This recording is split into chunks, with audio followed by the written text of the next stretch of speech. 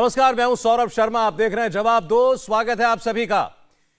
जैश ए मोहम्मद का सरगना मसूद अजहर, वो मसूद अजहर जो भारत का मोस्ट वांटेड है, यूएन का यानी दुनिया का मोस्ट वांटेड आतंकवादी है, 1999 के कांधार हाईजैक का मास्टरमाइंड, 2001 संसद हमले का मास्टरमाइंड, पुलवामा हमले का मेन साजिशकर्ता, जिसे पूरी दुनिया ढूंढ रही है, वो पाकिस्तान को नहीं मिल रहा।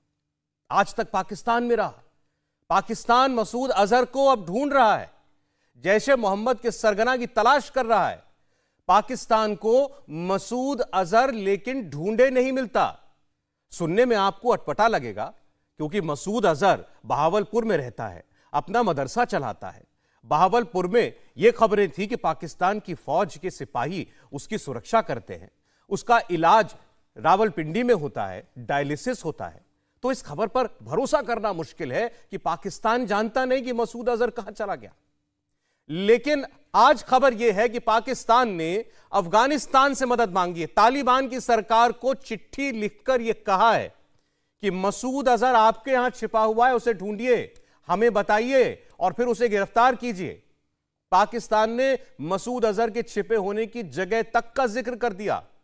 सोचिए, अफगानिस्तान में मसूद अजहर छिपा है, लेकिन कहां छिपा हो सकता है यह पाकिस्तान जानता है, लेकिन वो अफगानिस्तान कैसे पहुंच गया यह नहीं मालूम। तो सवाल यह उठता है कि आतंक और आतंकियों को लेकर पाकिस्तान की नीयत क्या हमेशा की तरह वही है, करो कुछ और बोलो कुछ? तस्वीर की दूसरी ओर सच्चाई कुछ और है। दरअसल अक्टूबर में एफएटीएफ की एक फाइनल बैठक होने जा रही है। पाकिस्तान अभी ग्रे लिस्ट में है और अक्टूबर तक पाकिस्तान को यह दिखाना है कि उसने अपने देश में आतंकियों की फंडिंग पर रोक लगा दी है, कार्रवाई की है, और जो बड़े आतंकी हैं जैसे मसूद अजहर, उनको उसने पकड़ा है या उनके खिलाफ सख्त कार्रवाई की है। पिछले महीने एफएटीएफ की एक टीम पाकिस्तान गई भी थी आतंक के खिलाफ कार्रवाई की जमीनी हकीकत का पता लगाने के लिए, और पाकिस्तान ने बड़े जोर शोर से कहा कि मसूद अजहर पाकिस्तान में नहीं है, वो बहुत पहले अफगानिस्तान भाग गया था। एफएटीएफ से बोले गए इस झूठ को ही सही साबित करने के लिए अब पाकिस्तान ने अफगानिस्तान से मसूद अजहर को गिरफ्तार करने की मांग वाला नया पैंतरा चला है। पाकिस्तान के टीवी चैनलों पर मसूद अजहर की ही बातें हो रही हैं। पाकिस्तान ने कालादम तंजीम जैश ए मोहम्मद के सरबराह मौलाना मसूद अजहर की गिरफ्तारी के लिए अफगानिस्तान को खत लिख दिया। बात करेंगे नुमाइंदा जियो न्यूज़ एजाज सैयद से। एजाज, बताइएगा। जी बिल्कुल, कालादम जैश ए मोहम्मद के सरबराह मौलाना मसूद अजहर के बारे में एक खत लिखा गया है अफगानिस्तान को वजारत खारजा की तरफ से। उस खत में कहा गया है कि मौलाना मसूद अजहर को लोकेट किया जाए, उनको अरेस्ट किया जाए और पाकिस्तान को इन्फॉर्म किया जाए, यानी कि उनकी तलाश करके उनको गिरफ्तारी की अमल में लाई जाए और पाकिस्तान को बताया जाए। साथ ही साथ खत में यह भी लिखा गया है कि मोस्ट प्रोबेबली मौलाना मसूद अजहर दो अफगानिस्तान के सूबे हैं, एक कन्नड़ और दूसरा नंगरहार, इन दो मुकामात पे वो छुपे हुए हैं, इन दो मुकामात के दरमियान वो रहते हैं। तो अफगानिस्तान इसके ऊपर कार्रवाई करे। और इसमें मजेदार बात यह आपको बताएं कि पाकिस्तान में, जैसा आपने सुना, पाकिस्तान के टीवी चैनलों पर यह बात हो रही है कि पाकिस्तान की फॉरेन मिनिस्ट्री ने अफगानिस्तान को चिट्ठी लिखी है, लेकिन अफगानिस्तान ने इनकार कर दिया, हमें कोई चिट्ठी नहीं मिली। पाकिस्तान में एक थ्योरी यह भी चल रही है कि मसूद अजहर दरअसल मारा गया है, उसी तरीके से जैसे ओसामा बिन लादेन मारा गया था और पाकिस्तान को खबर नहीं मिली। ओसामा बिन लादेन की तरह पाकिस्तान की दोबारा किरकिरी न हो, इसके लिए पाकिस्तान ने मसूद अजहर के अफगानिस्तान में होने का दाव चला। मसूद अजहर पाकिस्तान के मुल्तान में देखा गया था आखिरी बार, और वो भी मार्च 2019 में पुलवामा हमले के ठीक बाद। तो अब सच्चाई क्या है, इसी पर आज हम बहस करने जा रहे हैं, क्योंकि मसूद अजहर भारत के लिए बहुत मायने रखता है। मैं स्वागत करना चाहता हूं मेरे जनरल के सिन्हा साहब का, हमारे साथ जुड़ रहे हैं। जनरल साहब, आपका स्वागत है। प्रोफेसर कपिल कुमार जी हमारे साथ जुड़ रहे हैं। प्रोफेसर साहब, स्वागत है आपका भी। बैरिस्टर हामिद बशानी साहब कनाडा से हमें ज्वाइन कर रहे हैं। बैरिस्टर साहब, बहुत स्वागत है आपका। और अजीम भट्ट साहब पाकिस्तान के जर्नलिस्ट हैं। अजीम भट्ट साहब का भी बहुत स्वागत है इंडिया टीवी के इस प्रोग्राम में। जनरल साहब, मसूद अजहर भारत का मोस्ट वांटेड, दुनिया का यूएन डेजिग्नेटेड टेररिस्ट, नहीं मिल रहा है पाकिस्तान को। पाकिस्तान चिट्ठी लिख रहा है अफगानिस्तान को, ढूंढो, पकड़ो, हमारे हवाले करो।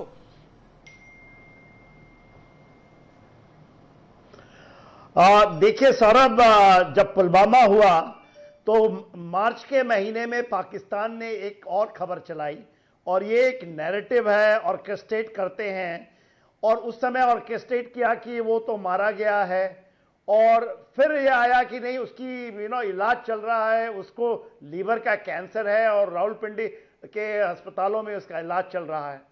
और देखिए फिर खबर आती है कि अब वो रिलोकेट हो चुका है भावलपुर से, तो यह मारा गया, बीमार है उसकी, कि वो रिलोकेट हुआ है। देखिए बहुत बड़ा गेम खेलता है पाकिस्तान, और ऐसा गेम है जो कि सबको समझ में आती है, बच्चों की तरह कहानियां बना करके और उनको निकालता है, उसके ऊपर डिबेटें होती हैं, और एक नैरेटिव में बड़े बड़े देश इसके साथ देते हैं। FATF का रिलीफ प्रोग्राम चल रहा है, उनको रिलीफ देनी है in the month of October, और अमेरिका ने तो शायद इनको दे दिया है। आपको पता होगा $450 मिलियन का F-16 जो अभिनंदन ने मार गिराया था, उसके लिए कह रहे हैं। वो कहते हैं कि बाजवा साहब ने शायद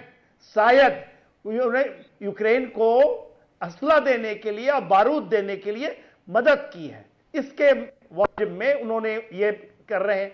अब ये गेम क्यों खेला जा रहा है? ये गेम खेला जा रहा है पॉलिटिकल कमिटमेंट। FATF कहता है कि पॉलिटिकल कमिटमेंट दिखाना पड़ेगा। उन्होंने लिस्ट में ये दे चुका है उनको, ये जून में ही दिया है, और आपको जानकर बड़ी हैरानी होगी, साजिद मीर का नाम आप तो सुनते ही होंगे। हाँ जी। वो जो LAC का है, और जो डेविड हेडली और कसाब के हैंडलर रहा है, उसको तो मरा हुआ डिक्लेयर कर दिए थे, और अभी 27 जून को फिर जिंदा करके उसको सजा भी दे दी, कन्विक्ट भी कर दिया।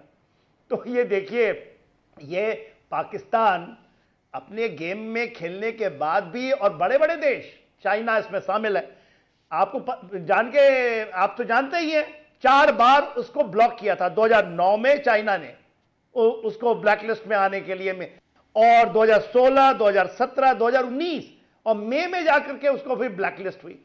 तो चाइना का भी एक क्या एंगल है कि चाइना को नहीं नाराज करना चाहते, इसलिए कह रहे हैं कि वो अफगानिस्तान में है। अफगानिस्तान कहता आया नहीं हमारे पास। तो सौरभ, ये जो गेम है और आप उसको जो एक्सपोज कर रहे हैं, तो ये हाइब्रिड वॉर का हिस्सा है, और आप एक मीडिया वॉरफेयर के तरह से इसको आप खुले पूरे विश्व को, क्योंकि देखिए ये चीज नहीं करेंगे, इसलिए मैं आपको मुबारकबाद देता हूं कि आप इसको किस तरह से पूरे के पूरे दूध की दूध और पानी की तरह। जनरल साहब, हम नहीं करेंगे तो कौन करेगा? खून तो उसने हमारा बहाया है। 1999 में हाईजैक करके हमारा जहाज उसकी वजह से ले जाया गया। पार्लियामेंट पर हमला हमारा उसने कराया था। पुलवामा में हमारे सैनिकों को शहीद उसने किया था। तो भारत तो पीछा छोड़ नहीं सकता इसका। पाकिस्तान जितना मर्जी कहे कि उसे मिल नहीं रहा है। और बिल्कुल ठीक आपने साजिद मीर की याद दिलाई। पिछले साल तक कह दिया था कि मारा गया, और जब दबाव पड़ा अमेरिका का तो उसकी शायद कब्र में से उसको ढूंढ के ले आए और जिंदा भी कर दिया उसको, और फिर जिंदा करके उसको हथकड़ी भी डाल दी और जेल में डाल दिया। तो यह पाकिस्तान करता आया है। उमर अल्ताफ जी भी जुड़ गए पाकिस्तान से हमारे साथ, पत्रकार हैं। उमर साहब, आपका स्वागत है। मैं जरा प्रोफेसर साहब की राय जानना चाहता हूं। पहले प्रोफेसर साहब, सीधा सा सवाल, क्या आप मानने को तैयार हैं कि नहीं जानता पाकिस्तान कहां चला गया मसूद अजहर? अरे साहब, बड़े इनोसेंट हैं पाकिस्तान वाले। इनकी ISI को कुछ मालूम ही नहीं है, इनकी कोई इंटेलिजेंस सर्विस ही नहीं है, इनके यहाँ कोई CID ही नहीं है जो बेचारे मालूम कर सके कि वो इतना बड़ा आतंकी जो पाकिस्तान में इलेक्शन भी लड़ रहा था, घूम रहा था, आतंकी ट्रेनिंग कैंप चलाता है, वो आज कहाँ गायब हो गया है। और मैं बताऊं ये क्यों नहीं इनको मालूम है। सही कह रहे हैं, इनको नहीं मालूम है। वो वजीर आजम इनके सही लिख रहे हैं कि इनको नहीं मालूम है कि वो कहाँ चला गया है, क्योंकि वो बाजवा के घर में कहीं छुपा होके बिरयानी खा रहा होगा बैठ करके। जैसे बिन लेडन को इन्होंने इतने सालों तक रखा ना सेफ हाउस दे करके, और ये अमरीकियों से ही सीखा है इन्होंने। सेफ हाउस बनाना, पर्सनैलिटी चेंज करना, नाम बदल देना, उनके फिंगरप्रिंट्स चेंज करवा देना, ये सब अमरीकियों ने सिखाया है इनको, पाकिस्तानियों को, जो आज भी सिखा रहे हैं अमरीकी इनके साथ मिल करके। तो आज इनको अब पैसा चाहिए, क्योंकि चाइना ने जो इनके गधे खरीद के इनको पैसा दे देता था, उस पैसे को भी इन्होंने उसके ब्याज के तौर पे चाइना ने काटना शुरू कर दिया। तो अब गधे बेचने के भी जो पैसे इन्हें चीन से मिल रहे थे, वो पैसे नहीं मिल रहे हैं। तो इनको अपना कटोरा फिर फैलाना है उसके आगे, IFT और वो सब लेने के लिए। मतलब इससे बड़ा दुनिया में कोई मजाक हो सकता है कि हमने अफगानिस्तान को चिट्ठी लिख दी और जो ये 2 जगह बता रहे हैं वहां पे मौजूद है, भैया तुम्हारी इंटेलिजेंस को ये तो मालूम है कि वो वहां पे मौजूद है। वो पाकिस्तान से तुम्हारे निकल के कब गया, फिर तुम्हारी इंटेलिजेंस को क्यों नहीं मालूम? किस किस ने भेजा उसको पाकिस्तान से निकाल करके, ये तुमको क्यों नहीं मालूम? ठीक। तो ये समझते हैं दुनिया बेवकूफ है क्या जो इनके, और ये हमेशा ऐसे बचकाने हथकंडे करते हैं जो इनके सामने आ जाते हैं निकल करके। उमर अल्ताफ साहब, दुनिया सवाल पूछ रही है कहां पर है मसूद अजहर, बल्कि दुनिया छोड़िए अभी तो पाकिस्तान पूछ रहा है, और ये आप ही के टीवी चैनलों पर खबर चल रही है कि आपके फॉरेन मिनिस्ट्री ने अफगानिस्तान को चिट्ठी लिखी है कि पकड़ो मसूद अजहर को और हमारे हवाले करो, और वहां पर उन्होंने डिनाई कर दिया अफगानिस्तान ने कि हमें तो कोई चिट्ठी मिली ही नहीं। देखिए, हमारे फॉरेन मिनिस्टर ने तो चिट्ठी लिखी है। आपको मैं थोड़ी तारीख की तरफ जरा लेके जाता हूं। मसूद अजहर आपकी जेल में कैद था। आपके मंत्री जसवंत सिंह जो उस टाइम थे, बीजेपी की सरकार थी, उनको जेल से निकाल के सरकारी गाड़ी में बिठा के, जिसमें तिरंगा भी लहरा रहा था, उनको छोड़कर आए और उनको रिहा कर दिया। देखें, आपकी जेल से रिहा जिस हवाई जहाज को हाईजैक आपने करवाया था, जिस हवाई जहाज को हाईजैक आपने करवाया था, अपनी बात भी कहिए। आप बीच में ना बोले। अरे बीच में क्या ना बोले, आप झूठ बोला कि जवाब पूरा जवाब सुन गया, तबीयत से जवाब। मैंने बड़े तंबल से आपकी बात को सुना। बोलिए बोलिए उमर जी। स्पेशल गाड़ी में डाला, हाँ ठीक है ना। मसूद अजहर नहीं को, उमर शेख भी थे, मुश्ताक जरगर भी थे, बिल्कुल ठीक है ना। ये तो आपकी स्टेट पॉलिसी थी, आपने क्यों छोड़ा? आप उस टाइम बनते ना, उस टाइम मसूद अजहर ठीक था, फिर बाद में खराब हो गया। ठीक तो था। हमने तो उसको, हमारे फॉरेन मिनिस्टर ने चिट्ठी लिखी कि उसको हवाले करो। आपके फॉरेन मिनिस्टर ने, जिसको आप दहशतगर्द मानते हैं, उसको रिहा करके तिरंगे वाली गाड़ी में छोड़ने आए। क्या भारत में दहशतगर्दों को ऑफिशियल प्रोटोकॉल के साथ सरकारी गाड़ी में बिठा के बहुत सही उमर साहब, बहुत सही, बहुत सही, बहुत सही। अब जरा सुन लिया आपकी बात। अब जरा बताइएगा, आपकी तरफ से इंट्रोडक्शन जानना चाहता हूं मसूद अजहर का। क्या था मसूद अजहर? कोई बड़ा नोबेल लॉरिएट है? मसूद अजहर क्या है? बच्चों के स्कूल चलाता है, अस्पताल चलाता है, क्या कराता है कि उसका, क्या कराता है कि आपकी जमीन से आपके लोगों ने भारत का जहाज हाईजैक करके अफगानिस्तान भेजकर उसमें एक भारतीय नागरिक की मौत हुई। किसके लिए हाईजैकिंग कराई जाती है? आतंकवादियों के लिए, दहशतगर्दियों के लिए ही हाईजैकिंग कराई जाती है, जो आपके देश ने कराई। हाँ, इसको कबूल करिए। देखिए, मैं मसूद अजहर का कोई अपॉलोजिस्ट तो नहीं हूं ना, मैं उसकी उधर तारीफ में इधर कोई पुल बांध दूंगा। उसने कानून तोड़ा है तो उसको सजा मिलनी चाहिए। अगर उसने मासूम शहरी मारे हैं तो उसको उसकी भी सजा मिलनी चाहिए। मगर बात यह है कि डुप्लिसिटी ऑफ पॉलिसी की मैं बात कर रहा हूं, ठीक है ना। मैं कोई मसूद अजहर की कोई डुप्लिसिटी नहीं है अल्ताफ साहब। भारत ने मजबूरी में छोड़ा था अपने नागरिकों की जान बचाने के लिए जो उस जहाज में कैप्टिव थे। कोई डुप्लिसिटी नहीं है। अपने स्टैंड और हमारे स्टैंड की तुलना मत कीजिए। आपके पास 20 साल बाद भी पड़ा रहा, आपके अस्पतालों में, आपकी आर्मी के अस्पताल में इलाज कराता रहा, और आज पाकिस्तान कहता है हमें मालूम नहीं कहां है। ये बात जो है, ये कोई वेरीफाइड बात नहीं है। आपके टीवी चैनलों पर चलती है प्रोफेसर साहब ये खबरें जो मैं दुनिया को बता रहा हूं, ये सारी खबरें पाकिस्तान से आती हैं।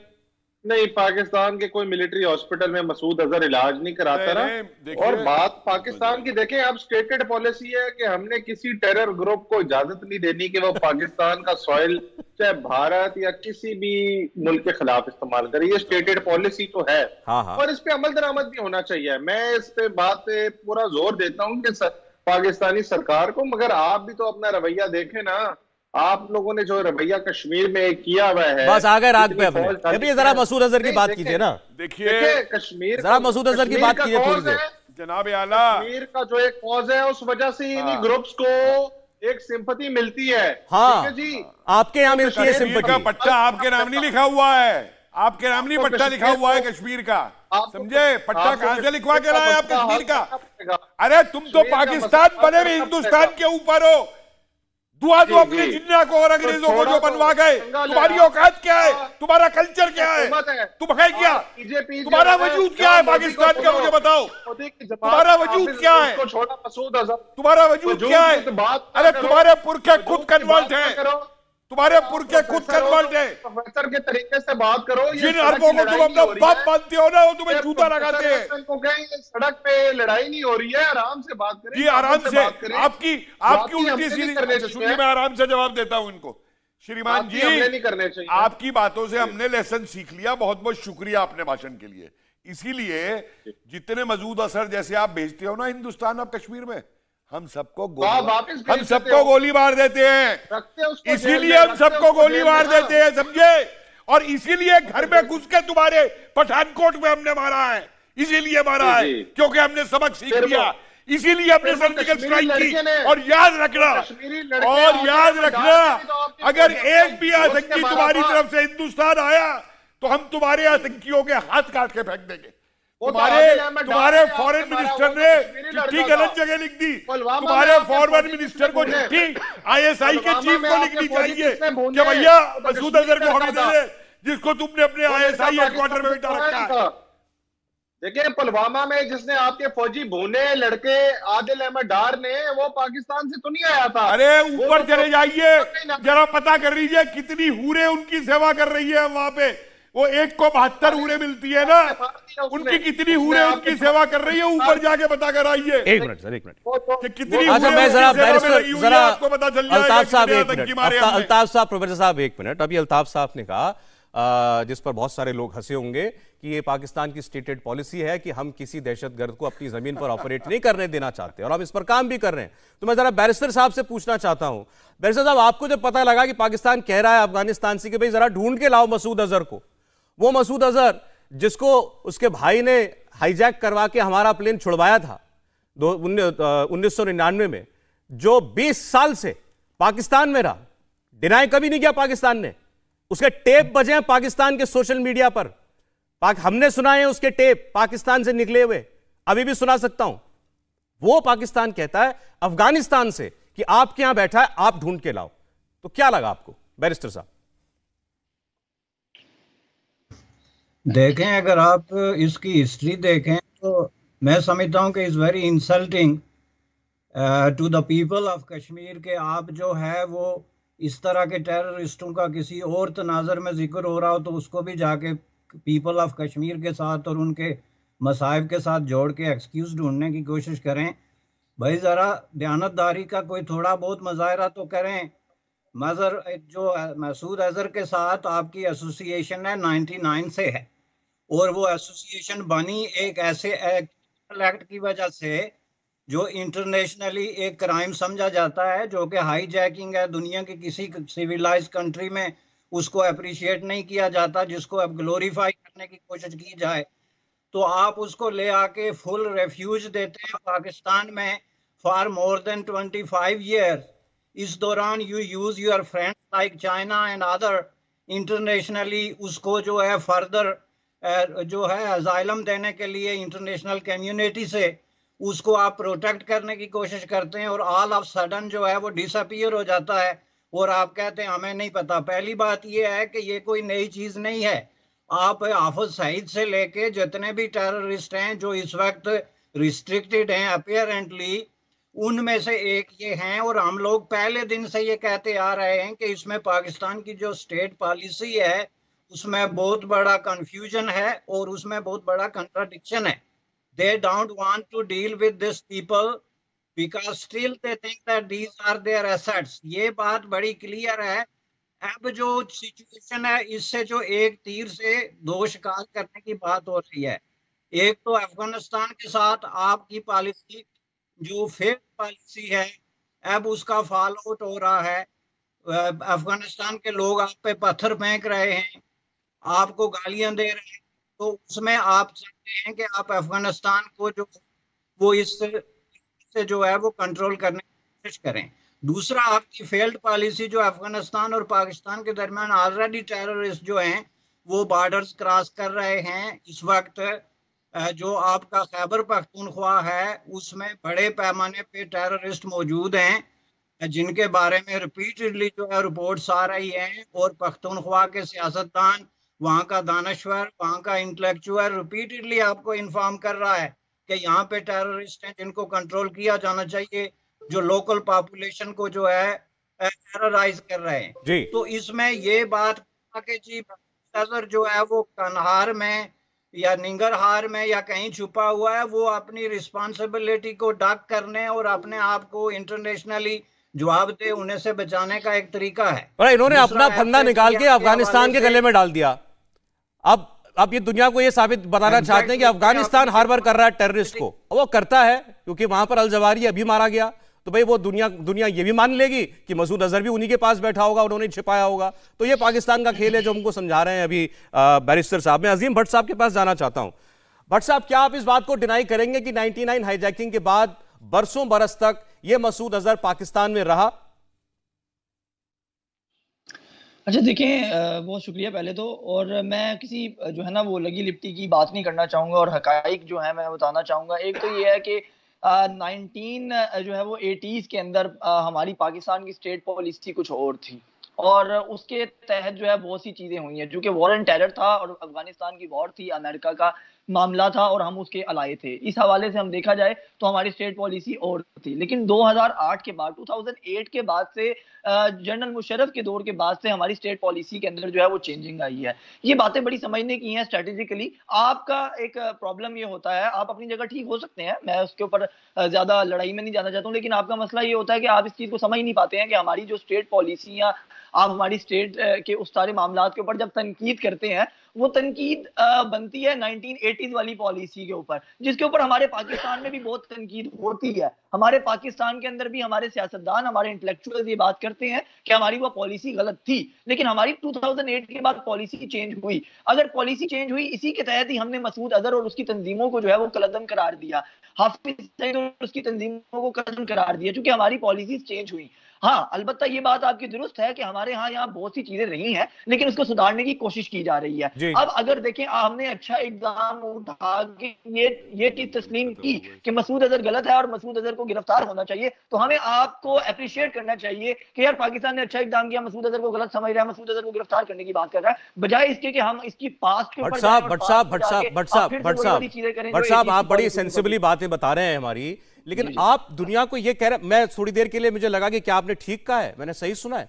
आप कह रहे हैं भारत इस बात के लिए अप्रिशिएट करे पाकिस्तान को कि आखिरकार पाकिस्तान ने ये माना कि मसूद अजहर गलत आदमी है, वो कातिल, वो टेररिस्ट, दहशतगर्द, जिसको पूरी दुनिया टेररिस्ट मानती है, उसको पाकिस्तान ने मैंने क्या, अभी आपने टेररिस्ट नहीं माना उसे, आपने कहा उसको हमने गलत माना कि गलत काम करता है, तो हम आपकी तारीफ करें कि भाई पाकिस्तान कितने बड़े दिल का मुल्क है। देखो, मसूद अजहर के लिए कह रहा है गलत आदमी है। नहीं सर, देखिए आप अगेन आप वो दो चीजों को मिक्स कर रहे हैं। मैं आज फिर आपको बताऊंगा। आप देखिए ना, पास्ट के अंदर हमें जाना पड़ता है। फिर इसके लिए पास्ट ये है कि मसूद अजहर की जो हिस्ट्री है, मसूद अजहर ने जामिया बेनोरिया कराची से जो है जब अपनी तालीम मुकम्मल की, वो वहां पर उस्ताद लग गया, जामिया बेनोरिया के अंदर ही वो पढ़ाता रहा। फिर वहां से उसने जो है वो, आपको याद, मैं बताता चलूं कि यहाँ से उसने सहाफत भी की, पाकिस्तान के अंदर उसने सहाफत भी की, वो एक जर्नलिस्ट भी रहा, उसका एक मैगजीन भी शाया होता रहा, ये भी मैं आपको बता दूं, उसका मैगजीन भी शाया होता रहा। और उस दौरान हम लोग जो है वो अफगानिस्तान की वॉर के अंदर जो है वो स्विच कर गए। और फिर ये जो है, चूंकि ये एक मौलाना था, ये यहाँ से जामिया बेनोरिया का बराह रास्त ताल्लुक होता है अफगानिस्तान से, ये वहां पर गया और इसने वहां पर जाके हकानी ग्रुप से मुलाकात की। मैं बड़ी रिस्पेक्टफुली कह रहा हूं, देखिए मसूद अजहर की हिस्ट्री आपसे ज्यादा यहाँ भारत में लोग जानते हैं, हम सब ने उस पर रिसर्च की हुई है। आपके अफगानिस्तान के हालात 80 में क्या थे, उसमें भारत का कोई लेना देना नहीं। जनरल जिया की पॉलिसी क्या थी, वो भी आपके प्रेसिडेंट थे। राष्ट्रपति मुशर्रफ आपके प्रेसिडेंट थे, भारत के नहीं थे, जो आप कह रहे हैं कि उनके दौर में पॉलिसी बदल गई। अभी प्रोफेसर साहब जब आप बोल रहे थे तो मुझे इन्होंने याद दिलाया 2008 में पॉलिसी बदल गई थी। पठानकोट का भारत पर हमला कब हुआ था, उसके बाद पुलवामा का हमला कब हुआ था? नहीं देखिए, मुंबई का अटैक, माफ कीजिएगा भूल गया, मुंबई का अटैक कब हुआ था? मैं बताता हूं। और अभी जो पकड़े जा रहे हैं ये भेजे हुए सारे आर्मामेंट्स वगैरह, गुजरात की खाड़ी। एक जवाब लेके जनरल साहब, अगर कोई छोटे-छोटे जनरल साहब 30 सेकंड पॉलिसी का बदलना, ये भट्ट साहब जो, हाँ बोलिए जनरल साहब, आप बोलिए। देखिए सौरभ, मैं शुरू भी किया था इस बात से कि एक नैरेटिव है जो ऑर्केस्ट्रेट करना चाह रहे हैं कि अजहर जो है, मसूद अजहर वो रीलोकेट हो गया है अफगानिस्तान में, और इसमें बड़े लोग इसके पीछे हैं, FATF भी है इसके पीछे, दूसरे किरदार भी हैं जो लगे हुए हैं। देखिए ये जो भट्ट साहब ने ये जो चलाई है 2008 का, कि उसके बाद तो पूरा का पूरा पाकिस्तान बदल गया, उसकी स्टेट पॉलिसी ही बदल गई, उसके बाद तो इनकी पॉलिसी ज्यादा और पुख्ता हुई है। आईएसआई का जो $200 मिलियन का इवन आज के दिन में जो उनको मिलता है, वो डेस्क चलाते हैं, उसके अंदर में आपने अच्छा याद दिला दिया। जम्मू एंड कश्मीर असेंबली के ऊपर में भी इसी का हाथ था मसूद अजहर का, वो भी नहीं बोलते। पठान का 2015 में हुआ, उसको भी नहीं बोलते। और वो हमारे प्रधानमंत्री के जाने के बाद, वो प्रधानमंत्री हमारे गए थे और रुक गए थे, और उसके बाद उन्होंने पठानकोट किया, उसके बाद उरी, और उसके बाद पुलवामा, पूरे के पूरे ये लिंक्ड हैं। और ये कहते हैं कि इनकी स्टेट पॉलिसी ही चेंज हो गई है।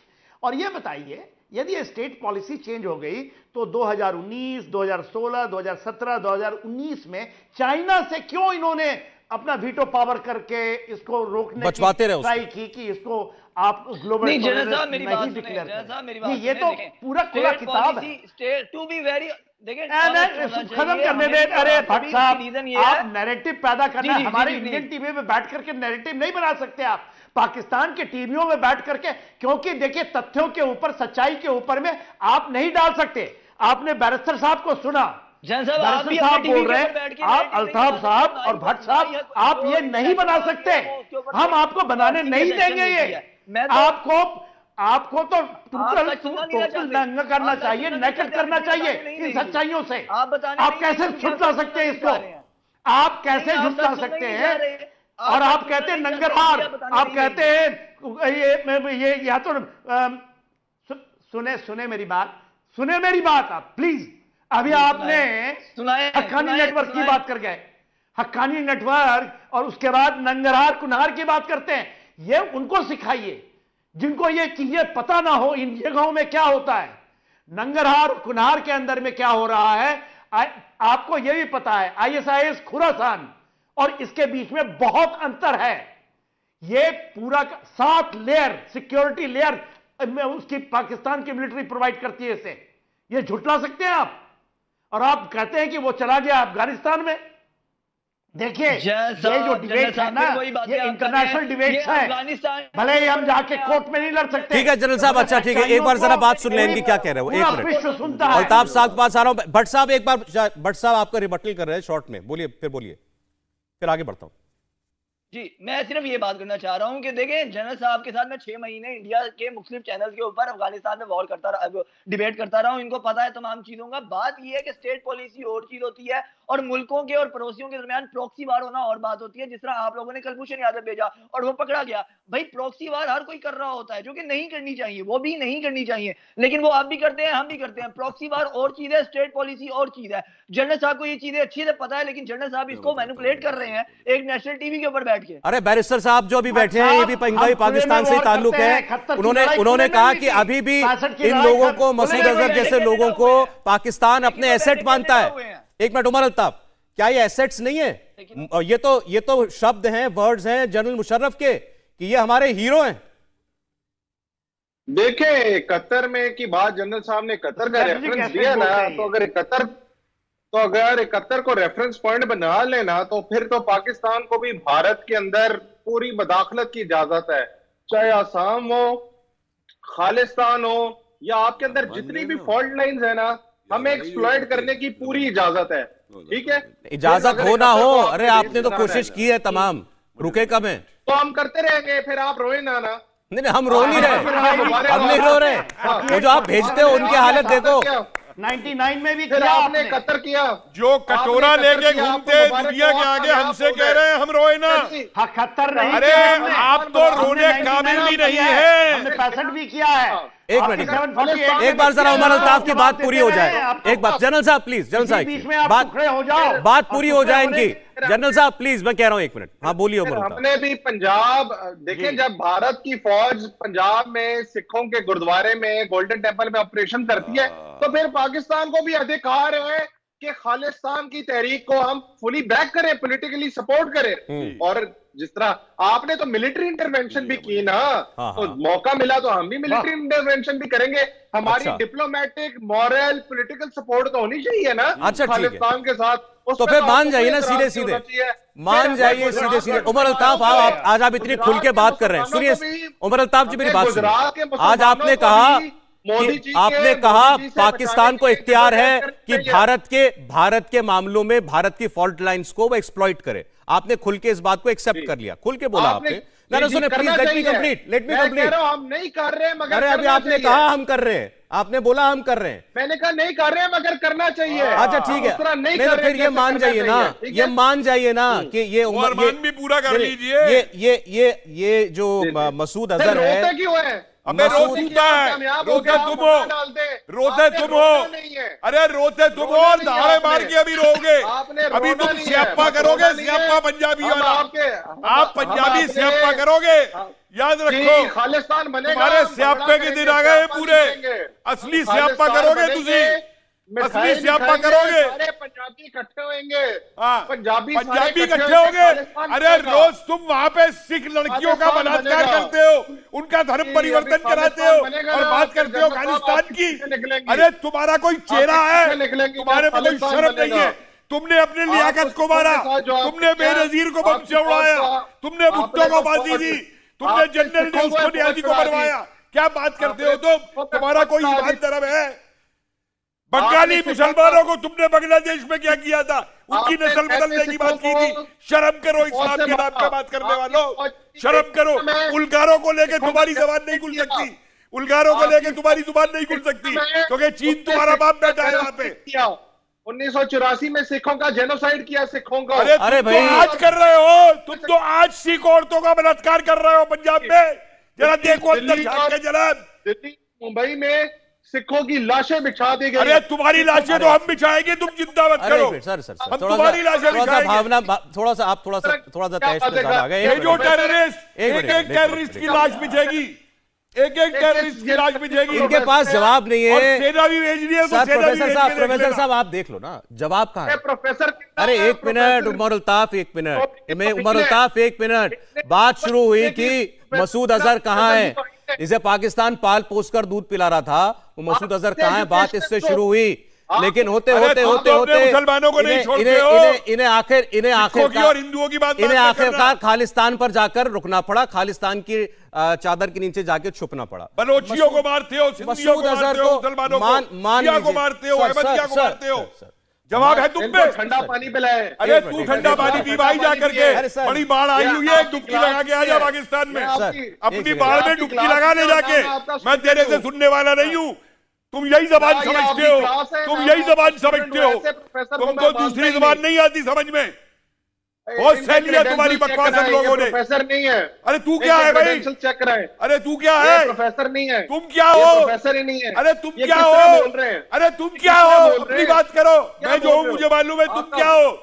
आप ब्लड प्रेशर की दवाई खा के अरे बैठे आप जनाब। खाइए, जाके डुबकी लगाओ बाढ़ में पाकिस्तान की। अरे चल इधर छोड़िए बात। ढूंढ लेना कुछ जिस मुद्दे मजे पर वाले बात मिल कर रहे जाए थे तो सर भेज वापस देना लौटेंगे। प्रोफेसर साहब एक मिनट, उमर अल्ताफ एक मिनट। ठीक ठीक, ये मैं इनको कई सालों से जानता हूं, ये इतनी जोर से बोलते हैं और आज तक कभी कोई गोली नहीं खाई इन्होंने। बहरहाल मैं बैरिस्टर साहब के पास फिर जाऊं। इसके लिए रखी है हमने जवाब देने को। एक मिनट, बहुत हॉट टॉक हुई, लेकिन मुद्दा जो है वो नहीं छूटना चाहिए। मैं वो वाली गोली की नहीं बात कर रहा, मैं उस गोली की बात कर रहा हूँ, समझे? Non violent. अरे मैं उस गोली की बात कर रहा हूँ, चले, आपके चले, लिए, चले, आपके आतंकियों के लिए रखी हुई है। वो मेरी जो ये सेना भेजते ने, हैं तो हम दे देते ना उन्हें। मेरी सेना ने रखी हुई है आपके आतंकियों के ओके लिए। एक मिनट बैरिस्टर साहब प्लीज, मैं प्लीज केवल बैरिस्टर साहब की आवाज आए। बैरिस्टर साहब ये तो यहाँ पर धमकियां देखे स्टेट ना, पॉलिसीज ये की बात हुई, मैं कह रहा हूँ violence केवल बैरिस्टर साहब की वायलेंस, आवाज आप बड़े आए। नॉन PCR वायलेंट हैं, बैरिस्टर साहब की आप आवाज बड़े नॉन वायलेंट हैं। सर प्रोफेसर साहब प्लीज एक मिनट, थोड़ा सा टाइम कम भी रह गया, थोड़ा आगे बात करते हैं। अभी स्टेट पॉलिसी की बात हुई कि भाई हम पहले जो था वो अफगानिस्तान के मामलों को लेकर 80 के दशक को लेकर मसूद अजहर जैसे लोगों का और बाकी जितने लोग हैं उन सब की जरूरत थी, उनका इस्तेमाल अमेरिका ने भी किया और पाकिस्तान तो बिल्कुल अफगानिस्तान की वॉर में जुड़ा हुआ था। और उसके बाद फिर जब उनकी जरूरत नहीं रही तो फिर बार बार पाकिस्तानी ये कहते हैं कि हम क्या करते हैं इनका, ये हमारी सोसाइटी में घुसे हुए थे। तभी इनको बोला था राष्ट्रपति मुशर्रफ ने कि ये हमारे हीरोज हैं उस वक्त के अफगानिस्तान वॉर के। लेकिन क्या उसके बाद पाकिस्तान का इनसे कोई लेना देना नहीं रहा और इनको एक ही रास्ता दिखाई देता है हिंदुस्तान का? और हिंदुस्तान से जब ये वापस चले जाते हैं वहां पर, तो उसके बाद इनका हीरो वेलकम होता है। सौरभ जी, और उसके बाद कभी 20 साल में एक बार पाकिस्तान में रहते हुए, सर सोचे 20 साल पाकिस्तान में रहते हुए रिपीटेड अटेम्प्ट्स भारत की तरफ से हुए, ये इन्होंने डोजियर न मांगे, क्या क्या किया, कभी उस आदमी की शक्ल नहीं दिखाई सौरभ दी। जी, भारत छोड़िए, अमेरिका में आतंकी पकड़ा जाता है, उसके लिंक पाकिस्तान निकलते हैं। फ्रांस में पकड़ा जाता है, उसके लिंक पाकिस्तान निकलते हैं। वहां तो हम नहीं है ना। अरे तुम लोगों ने फैक्ट्री बनाई हुई है आतंकी, तुम आतंक को फाइनेंस करते हो। ठीक है बैरिस्टर करते हो। साहब, एक मिनट। हाँ बैरिस्टर साहब, क्या क्या क्या ट्रीटमेंट होता है पाकिस्तान में ऐसे आतंकवादियों के साथ, कैसा बर्ताव होता है? इसमें ये बात बड़ी इंपॉर्टेंट है। केवल बैरिस्टर साहब की आवाज। वो पॉलिसी चेंज हुई है, लेकिन पॉलिसी चेंज जो 2010 के बाद हुई है उसमें सिर्फ फर्क ये पड़ा है कि पहले पाकिस्तान की जो एक एस्टेब्लिशमेंट का एक सेगमेंट था, वो ओपनली इंटरनेशनल फोरम्स पे अपने ये जो टेररिस्ट लोग थे इनको डिफेंड करता था। वो कहते थे कि ये नेक लोग हैं, ये इन पे इंडिया की तरफ से नाजायज किस्म का इल्ज़ाम है, ये तो समाज में जो है वो चैरिटी वर्क कर रहे हैं, ये तो जनाब आवाम की खिदमत कर रहे हैं, तो ये इतने खतरनाक लोग नहीं है।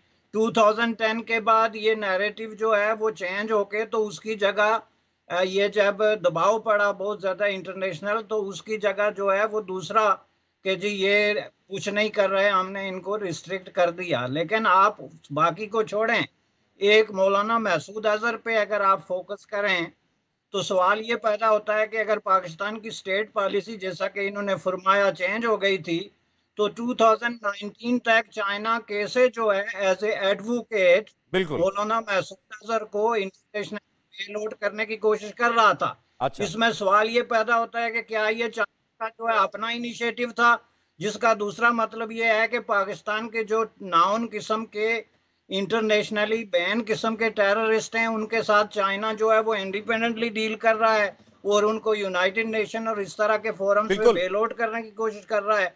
जाहिर है कि इसमें पाकिस्तान की कंसेंट और पाकिस्तान की इसमें हमायत जो है चाइना को जरूरत थी पाकिस्तान की, सीधे सीधे कहना चाहिए। मेरे पास समय नहीं, वक्त नहीं रह गया प्रोग्राम के अंदर। मैं तो इतना ही कहते हुए जाना चाहूंगा हमारे दोनों पाकिस्तानी मेहमानों से, जरा रावलपिंडी एबटाबाद में छानबीन कर लेते, क्या पता वहीं मिल जाए, वहीं कहीं होगा।